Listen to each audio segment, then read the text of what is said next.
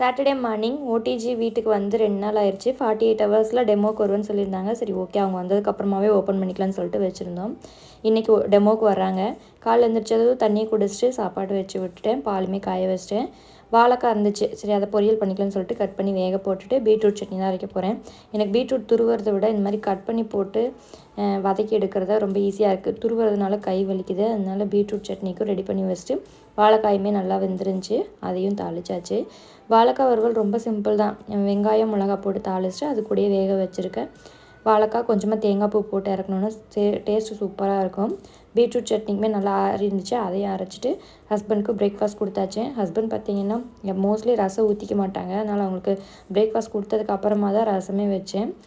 நானும் சம்மியும் ரசம் சாப்பிடுவோம். அதனால் ரசம் வச்சதுக்கப்புறமா நானும் சம்மியும் சாப்பிட்டு டெமோவுக்கு வந்திருந்தாங்க.